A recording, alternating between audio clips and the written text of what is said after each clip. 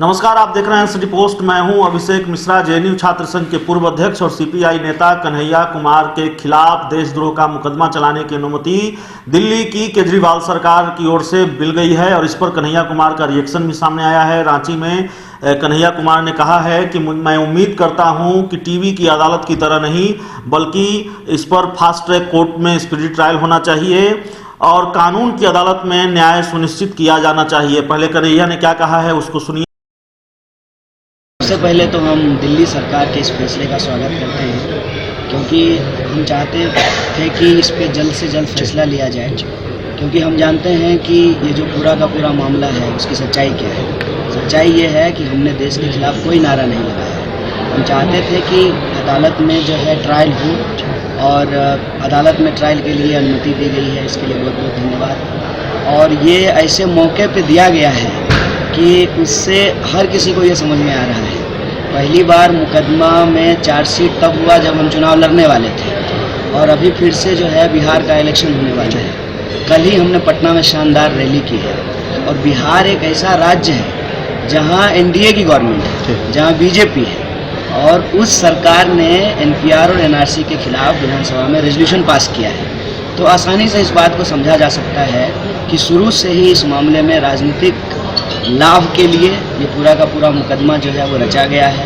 राजनीतिक लाभ के लिए इसमें टाल मटोल किया गया है। लेकिन अब जब इसमें अनुमति दी गई है, हम चाहते हैं कि स्पीडी ट्रायल हो, फास्ट ट्रैक कोर्ट का गठन किया जाए, ताकि देश को पता चले कि कैसे देशद्रोह जैसे, राजद्रोह जैसे कानून का दुरुपयोग किया जा रहा है। किस तरीके से दिल्ली में दंगा भड़काने वाले जो लोग हैं उनके ऊपर एफआईआर करने की जब अनुमति दी, कहा एक जज ने कि आप एफआईआर कीजिए, उनका रातों रात तबादला हो जाता है। कैसे लश्कर-ए-तैयबा के आतंकियों के साथ, हथियार के साथ पकड़े जाने वाले देवेंद्र सिंह के ऊपर देशद्रोह का मुकदमा नहीं होता है, और कैसे कर्नाटका में स्कूल के 8 साल और 10 साल के बच्चों के ऊपर देशद्रोह का मुकदमा कर दिया जाता है। ये जरूरी हो गया है कि देश के सामने दूध का दूध और पानी का पानी हो, और हम जानते हैं कि देश के खिलाफ कोई नारेबाजी हमने नहीं की है। नारा हम लगाते हैं देश के लोगों के हक और अधिकार की तरफ। अब टीवी वाले आपकी अदालत की जगह जो है संविधान वाली अदालत में इसका फैसला होगा, इसका न्याय सुनिश्चित किया जाएगा। और हम शुरू से कहते हैं कि हमको कोर्ट पे भरोसा है, और इस मामले में कोर्ट न्याय सुनिश्चित करेगी। सत्य की जय होगी, सत्यमेव जयते। ठीक है। आपने टाइमिंग की बात की, आपने दिल्ली सरकार इनकार करती रही है, और आप जब टाइमिंग की बात करें तो क्या ये माना जाए कि दिल्ली सरकार भी केंद्र के साथ कहीं ना कहीं मिल रही है? देखिए, कानून की प्रक्रिया ये कहती है कि किसी भी मामले में 90 दिन के भीतर चार्जशीट दायर होना चाहिए। आप सब जानते हैं इसमें कई महीने लगाए गए, कई महीनों के बाद जो है कई साल लगाए गए हैं परमिशन देने के लिए, और टाइमिंग पे सवाल उठना स्वाभाविक है। ये चार्जशीट तब फाइल हुआ जब हम लोकसभा चुनाव लड़ने वाले थे, और अभी जब बिहार विधानसभा है और उससे ठीक पहले इस मुकदमा को चलाने की अनुमति दी गई है। और आप सब जानते हैं कि दिल्ली पुलिस जो है वो केंद्र सरकार के अधीन है, और गृह मंत्री जो है वो अमित शाह है, और अमित शाह के बेटा को बीसीसीआई का सेक्रेटरी बनाया गया है। और हमारे जो घर के बच्चे हैं, जो लड़के हैं, उनको जो है डंडा पत्थर उनके हाथ में थमा करके उनको जो है दंगाई बनाने की कोशिश की जा रही है। ये सवाल जब हम घूम घूम करके बिहार के गाँव में लेके गए, और उस जन दबाव के चलते बीजेपी को भी एनपीआर और एनआरसी के समर्थन में प्रपोजल पास करना पड़ा, तो टाइमिंग पे सवाल उठना स्वाभाविक है। हम अननेसेसरी जो है इफ और बट नहीं करना चाहते हैं। हम चाहते हैं कि अब जब फैसला आया है, तो कहते हैं ना, देर आए दुरुस्त आए वाली बात हो, और फास्ट ट्रैक कोर्ट का गठन करके स्पीडी ट्रायल करके तुरंत इस पे जो है न्याय को सुनिश्चित किया जाए। कन्हैया, एक सवाल आता है, आप कह रहे हैं कि हमारे जो यात्रा जो हमारे द्वारा जो निकाला गया, उसके बाद बीजेपी जनगण मन, उसके बाद जो है नीतीश कुमार की जो सरकार है वो पारित हुई, और तेजस्वी अपना राग अलाप रहे हैं। आखिर इन दोनों में क्या फर्क है? मैं ये नहीं कह रहा हूँ कि हमारी यात्रा के दबाव में, ये तो हमने बोला ही। हमने ये कहा कि बिहार एक ऐसा राज्य है जहाँ पर बीजेपी की सरकार है, बीजेपी भी उसमें है, और एनपीआर और एनआरसी के खिलाफ रेजोल्यूशन पास किया गया। ये अपने आप में देश में पहली चीज़ हुई है, और उसके लिए हम लोग और हमारे जैसे लाखों लोगों की मेहनत है।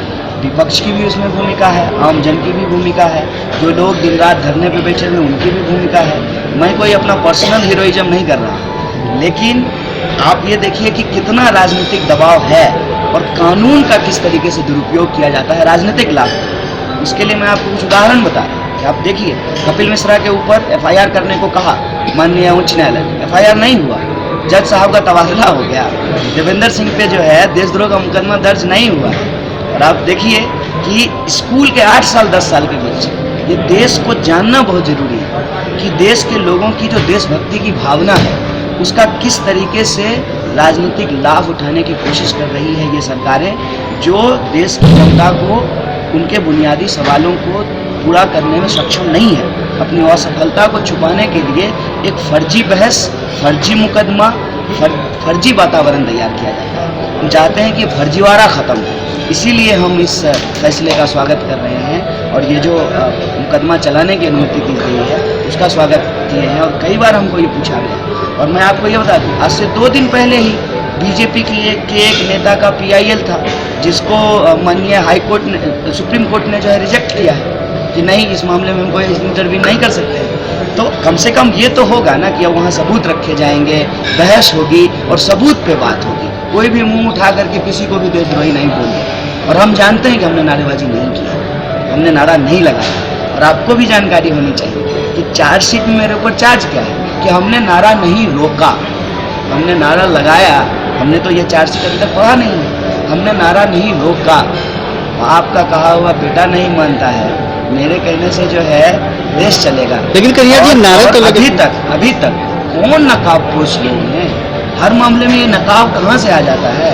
JNU में नकाब लगा करके लोग हॉस्पिटल में हमला कर देते हैं, हॉस्टल की तोड़फोड़ करते हैं, प्रेसिडेंट का सर फोड़ देते हैं। हम जब जनगण मन यात्रा निकाल रहे थे तो नकाब पहन करके पत्थरबाजी कर रहे थे, गोडसे जिंदाबाद लगा रहे थे। ये लोग, इनकी नज़रों में जो है देशद्रोही नहीं है, और जो लोग रोटी, कपड़ा, मकान, शिक्षा, स्वास्थ्य की बात कर रहा है वो इनकी नज़रों में देशद्रोही है। तो हम चाहते हैं कि जनता को इसकी जानकारी हो, सच लोगों के सामने आए। और एक बात और है कि ये जो है ना मुकदमा और कोर्ट और जेल, इन चीज़ों से घबरा करके हम हक की लड़ाई नहीं छोड़ेंगे, हम हक की लड़ाई जारी रखेंगे। तो आपने सुना कन्हैया कुमार ने क्या कहा है, जो उनके खिलाफ देशद्रोह का मुकदमा चलाने की अनुमति दिल्ली सरकार की ओर से मिली है। कन्हैया कुमार ने सिर्फ बयान नहीं दिया है बल्कि ट्विटर के मंच से लगातार वो CM केजरीवाल पर हमलावर है, दिल्ली के मुख्यमंत्री अरविंद केजरीवाल पर हमलावर हैं और ताबड़तोड़ कई हमले उन्होंने किए हैं। एक